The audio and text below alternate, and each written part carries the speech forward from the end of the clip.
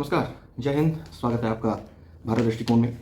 आज हम एक इम्पॉर्टेंट इशू पर डिस्कशन करेंगे जो कि आजकल न्यूज़ में छाया भी हुआ है और भारत के एक महत्वपूर्ण राज्य पंजाब से भी ताल्लुक़ रखता है। ये क्यों महत्वपूर्ण है, क्या घट रहा है, क्या घटता रहा है और कुछ महत्वपूर्ण सवालों के ऊपर आज हम चर्चा करेंगे। 6 जून 1984 ऑपरेशन ब्लू स्टार में, जिन्हें कई लोग संत का नाम भी देते हैं, भिंडरावाला जी की मृत्यु हो जाती है। उसके बाद इंदिरा गांधी जी को भी असैसिनेट कर दिया जाता है, जिसके बाद राइट शुरू होते हैं। कथित रूप से ये कहा जाता है कि एक बड़े नेता ने कहा था कि जब एक पेड़ गिरता है तो बड़ा पेड़ गिरता है तो धरती पर उसकी कुछ ना कुछ तो प्रतिक्रिया होगी और कई निर्दोष लोगों की जान जाती है। ये एक लंबी कड़ी है। उससे पहले 1978 में भिंडरावाला जी के समर्थक और निरंकारियों के बीच एक भिड़ंत होती है। अगले 6 साल में पंजाब में बहुत कुछ घटता है। यह सब तो हम जानते हैं। 2023 एक नौजवान लड़का जिसका नाम अमृतपाल है, वो पुलिस से बचता हुआ फिर रहा है। 30 साल का नौजवान है।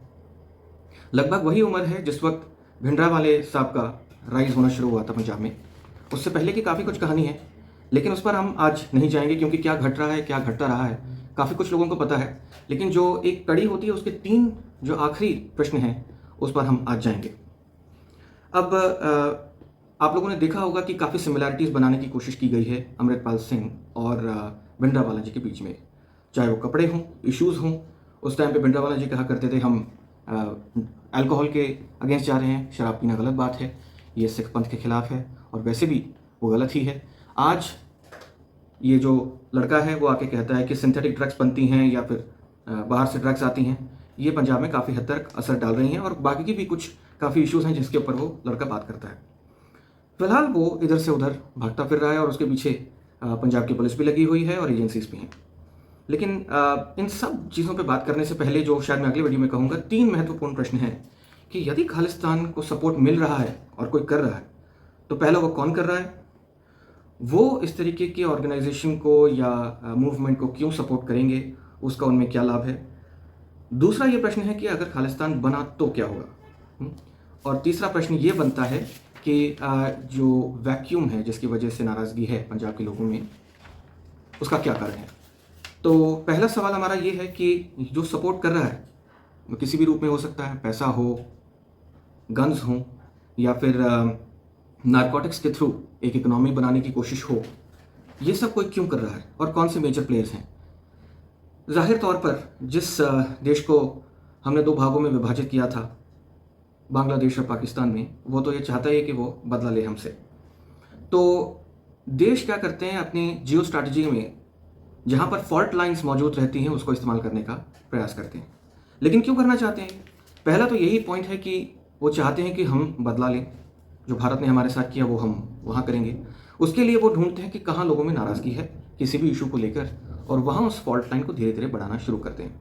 पहला ये तो हमें समझ में आ गया कि अगर हमने पाकिस्तान का नाम लिया है तो इसमें चाइना भी साथ में आएगा ही फंडिंग के लिए। वो सामने नहीं आएगा लेकिन सपोर्ट तो हो गए। वेस्टर्न पावर्स का इसमें क्या रोल हो सकता है, ये भी इंपॉर्टेंट है। देखिए, ये जो पूरा रीजन है ये जियो स्ट्रेटेजिकली इंपॉर्टेंट है। वेस्टर्न पावर्स को अगर देखें तो वो पाकिस्तान को कंट्रोल करना चाहते हैं, मिडल ईस्ट को कंट्रोल करना चाहते हैं, चाइना पर भी नज़र रखना चाहते हैं। तो यहाँ अगर कोई एक इंडिपेंडेंट कंट्री बनती है तो सबको लगता है कि उस पर हम अपना कब्जा जमा कर कुछ ना कुछ फ़ायदा उठा सकते हैं। ध्यान दीजिए, पंजाब के बारे में या नए बनने वाले खालिस्तान के बारे में यहाँ कोई कुछ नहीं सोच रहा है। वो सिर्फ और सिर्फ अपना फ़ायदा देखना चाहते हैं। एक अन्य बात यह है कि यदि भारत और पाकिस्तान के बीच में एक बफर स्टेट क्रिएट हो जाए, उसमें पाकिस्तान का बहुत फ़ायदा है। फ़ायदा इसलिए है क्योंकि अगर उनको 3 करोड़ लोगों से भिड़ना पड़ता है पंजाब के, तो वो आसान है बजाय 140 करोड़ लोगों के। क्योंकि अगर मैं एक हिस्से को अलग कर लूँ तो उस पर अटैक करना आसान है। तो पहले मैं उसको ये दिखाऊंगा कि मैं आपके साथ हूँ, आप अलग हो जाइए, उसके बाद मैं आप पर धीरे धीरे अटैक करके कब्जा करूंगा। कई लोग ये भी बोलेंगे, यार आप इतना क्यों इमेजिन कर रहे हो, ये तो हो नहीं सकता, क्योंकि ये मूवमेंट तो यदि अगर है तो अंदर की है, आप इस तरीके से क्यों क्लेम करते हो। ये जो ड्रोन से पैसा, ड्रग्स, गन्स आते हैं, आपको क्या लगता है किस चीज़ के लिए आते हैं? हमें पता ही है कि वो किस चीज़ के लिए आ रहे हैं। अंदर के लोग इस चीज़ को सपोर्ट क्यों करते हैं? अंदर के लोग इस चीज़ को सपोर्ट इसलिए करते हैं, ठीक वही कारण है जैसे पाकिस्तान को बनाने में जिन्ना का हाथ था। तो उसको क्रेडिट मिला कि वो क़ायद आज़म है, वहाँ का बनाने वाला फाउंडिंग फादर है। उसी तरीके से कुछ लोगों को लगता है उनके नाम की लेगेसी लिखी जाएगी, खालिस्तान बनाने में उनका भी नाम होगा। कई लोग अपनी लेगेसी भी छोड़ना चाहते हैं, ये भी कारण हो सकता है कि वो क्यों इस तरीके को अंदर से सपोर्ट करते हैं। पावर, अपनी लेगेसी बनाना, ये बहुत लोगों के लिए इंपॉर्टेंट है। तो ये कैसे हो सकता है किसी रीजन को लेकर? कहीं ना कहीं हिस्टोरिकल रूप से या ऐतिहासिक रूप से कुछ फॉल्ट लाइन्स क्रिएट होती हैं, देशों में पूरी तरीके से शांति रहे, कुछ गलतियां ना हों, ये संभव नहीं। ये तो अमेरिका में भी संभव नहीं। जहाँ गलतियां होती हैं वहाँ गन कल्चर इतना हो चुका है कि बच्चों पर अटैक होने लग जाते हैं स्कूल्स में। तो जहाँ फॉल्ट लाइन्स अधिक हैं उसका उपयोग करना सही रहता है, और यदि उस तरीके का इमोशन कहीं है, कहीं दिल में दुख है, तो वहाँ उसको सपोर्ट मिलना शुरू हो जाता है। ये बात सच है, इस बात से इनकार नहीं किया जा सकता। अब दूसरा सवाल, जैसे मैंने आपको कहा कि यदि खालिस्तान बना तो क्या इश्यूज हैं। कई लोग समर्थन तो बहुत कुछ कर देते हैं, हम ये करेंगे, बन जाएगा, आप दूध घी की नदियाँ बहनी शुरू हो जाएंगी। लेकिन ध्यान दीजिए, जब भारत भी बना था तो कई दशक तो उसको अपना अनाज ठीक करने में लग गए। हम कुछ नहीं प्रोड्यूस करते थे, और आज भी हम लोगों के पीछे पड़े हैं, क्योंकि हम एक बड़ा देश है और लोगों के लिए खतरा बन सकते हैं। तो पहली बात तो ये कि जब आपको नया देश बनाने के लिए कुछ लोग सपोर्ट करेंगे, तो इसका एक पैरेलल आजकल चल रहा है दुनिया में, वो है यूक्रेन और रशिया की लड़ाई का। यूक्रेन को ढेर सारे वेपन्स दिए जा रहे हैं, लेकिन ध्यान दीजिए उनके बिल्डिंग्स, उनका एग्रीकल्चर, उनकी इकोनॉमी पूरी तरह से चौपट हो चुकी है। नुकसान किसका हो रहा है? सबसे ज़्यादा यूक्रेन का हो रहा है, और उसके बाद दूसरे नंबर पर रशिया का हो रहा है। यूएस और बाकी सब तो असला भेज रहे हैं, कुछ पैसा भेज रहे हैं, लेकिन बर्बादी तो केवल 2 देशों में हो रही है। ठीक वही करना चाहते हैं कुछ लोग, और यूक्रेन में जहाँ पर सबसे ज़्यादा वेपन्स दिए जा रहे हैं, वहाँ पर उसे इकोनॉमिकली खड़ा करना इतना आसान नहीं होगा। तो अगर आप इस पैरेलल को देखें तो आप समझ सकते हैं कि किसी भी समाज में खूब सारे वेपन्स दे दीजिए, जब सड़कों पर वेपन्स घूमेंगे तो वहाँ पर नेचुरल सी बात है, एक आर्म्ड अपराइजिंग कराने के लिए आसानी होगी। ध्यान दीजिए, ये बहुत सुनियोजित तरीके से होता है, और हमारे सामने कई बार हुआ है और आज हो रहा है नेटो, रशिया और यूक्रेन के साथ। तो इसमें कोई नई बात नहीं है, क्योंकि जियो स्ट्रेटेजिक इंपॉर्टेंस हासिल करने के लिए आपको ज़मीन, रिसोर्सेज, पॉलिटिक्स सब पे कब्जा करना होता है। तो जिन लोगों को ये लग रहा है कि वो हमारे लिए कुछ कर रहे हैं, नहीं, ऐसा कुछ नहीं हो रहा है। वो आपके लिए कोई कुछ नहीं कर रहा है, वो अपने बेनिफिट्स के लिए कर रहे हैं। दूसरा, जब एक नई कंट्री बनती है तो उसकी इकोनॉमी चलेगी कैसे? उसकी करेंसी क्या होगी? उसकी करेंसी की वैल्यूएशन क्या होगी? क्या वहाँ पर भी कोई सेंट्रल बैंक बनेगा? ये सब इश्यूज को डील करने के लिए पहले तो ये सोच होनी चाहिए कि जब बन गया तो उसके बाद क्या करेंगे। इस स्टेट को फंड कौन करेगा? ध्यान दीजिए, हमारे बगल में एक देश है जिसने पॉलिटिकल लीडरशिप को कभी पनपने नहीं दिया, और जो पॉलिटिकल लीडरशिप है भी वो क्या करती है वो आप सबको पता ही है। तो अगर करप्ट लीडरशिप हुई और आर्म्ड कंट्रोल करना पड़ा, तो नए स्टेट में क्या बढ़ोतरी या डेवलपमेंट हो सकती है? ये बहुत इंपॉर्टेंट प्रश्न है। दूसरा, नया कॉन्स्टिट्यूशन क्या होगा? क्योंकि आज तो 40% हिंदू वहां रहते हैं। नया कॉन्स्टिट्यूशन कैसा होगा? क्या किसी ने इस बारे में सोचा है? मुझे नहीं लगता कि कम से कम जो वहाँ की हिंदू पॉपुलेशन है जाना चाहती है। मैं तो ये भी समझता हूँ कि वहाँ बहुत कम लोग हैं जो ये समझते हैं कि खालिस्तान उनके हक में है, क्योंकि वो नहीं है। आप लोगों को अलग करके आप पर कोई कंट्रोल करना चाहता है और आपको अपने भाई से लड़ा देना चाहता है जो देश का बाकी हिस्सा है। ये लोगों को समझ में आता है, लेकिन शायद वो एक साइलेंट मेजॉरिटी है। जब नया देश होगा तो एक और चीज़ आपके साथ होगी, मैन्युफैक्चरिंग के लिए या फिर कुछ चीज़ें इंपोर्ट करने के लिए आपको काफ़ी सारा उधार दिया जाएगा। जिन लोगों का वेस्टेड इंटरेस्ट है वो आपको काफ़ी उधार भी देंगे। 23 या 24 बार पाकिस्तान IMF जा चुका है, इतना कर्जा चढ़ चुका है उस देश के ऊपर, क्योंकि वहाँ मैन्युफैक्चरिंग नहीं है।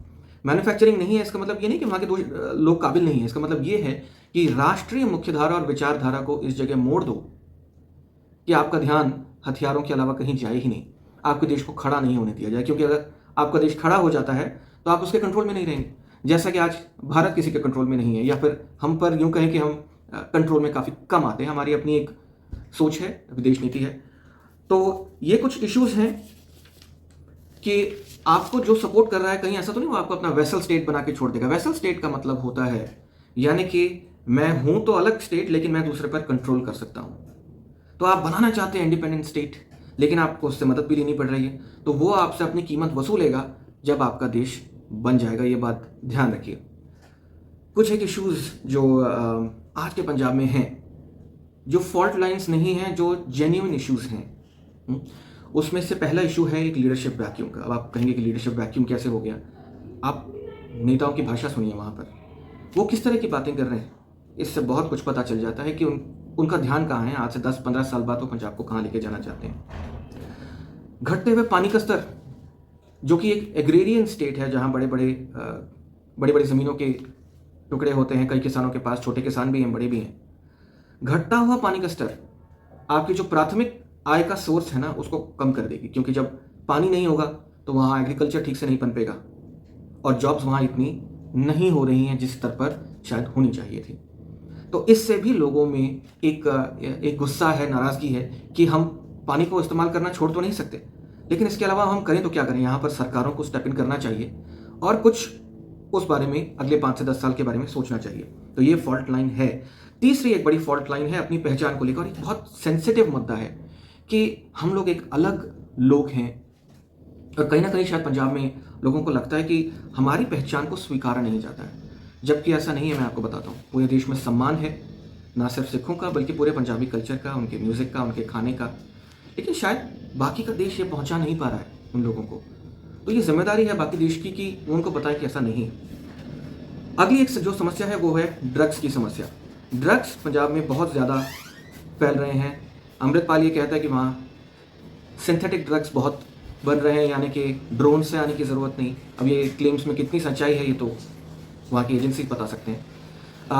लेकिन इम्पॉर्टेंट ये है कि यदि ये ड्रग्स बन रही हैं तो इंटरनली ये सब होने के पीछे क्या कारण है, एक्सपैंड कैसे हो पा रहा है और इसको इंटरनल सपोर्ट कौन दे रहा है। इतना सब होने के बावजूद वहाँ की अथॉरिटीज़ इसको कंट्रोल क्यों नहीं कर पा रही हैं, ये इंपॉर्टेंट विषय है। क्योंकि यदि आप किसी जनरेशन को एजुकेशन से, पढ़ाई से दूर करके उसे ड्रग्स में डाल देते हैं तो वहाँ धीरे धीरे कंट्रोल करना आसानी हो जाती है लोगों के लिए। आप ड्रग्स में डाल दीजिए, वो पढ़ाई छोड़ेगा, पढ़ाई छोड़ने के बाद आप उसको हथियार दे दीजिए, हथियार देने के बाद आप उससे जो चाहें करवा सकते हैं। क्योंकि जब मेरे हाथ में हथियार है और मुझे गुस्सा आया तो मैं गोली चला दूंगा। जो हाल तालिबान का हो रहा है, अफगान समाज कोई ऐसा नहीं है कि वो हमेशा लड़ते ही रहना चाहते हैं, लेकिन अगर आप एक समाज में हथियारों को पूरी तरह से फैला दें तो वहाँ का जो मूलभूत तरीके से जो विचारधारा है वो भटक जाती है। इस बात में कोई दो राय नहीं है। और जो हथियारों की सप्लाई करते हैं दूर रहकर वो हंसते ही हैं कि हमारा काम हो गया। तो ये कुछ चीज़ें हैं जिनकी वजह से लोग बाहर भी जाना चाह रहे हैं। अब ध्यान दीजिए कि वहाँ हर ऑल्टरनेट परिवार में से लोग बाहर क्यों जाना चाहते हैं। बाकी देशों में ऐसा नहीं है, माफ कीजिए, बाकी राज्यों में इतना ज़्यादा नहीं है कि लोग कनाडा जाना चाहते हैं, लोग बाहर जाना चाहते हैं, किसी भी तरीके से बाहर जाना चाहते हैं। ऐसा क्यों है, इन चीज़ों को एड्रेस करना पड़ेगा। तो आज के इस वीडियो में मैंने सिर्फ एक पृष्ठभूमि बनाई है कि क्या हुआ है।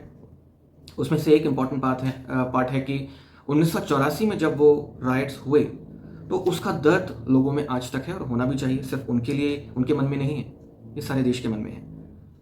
जो वो कल्प्रिट्स थे उनको पकड़ा गया या नहीं गया, वो हमारी न्यायिक प्रणाली पर एक प्रश्न चिन्ह तो खड़ा करती ही है।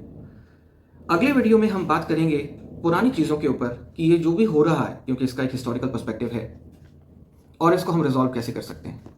ध्यान दीजिए कि ये एक महत्वपूर्ण विषय है और 140 करोड़ लोगों की जो जनसंख्या है उसमें से कुछ भाग को तोड़ने की कोशिश बहुत की जाएगी।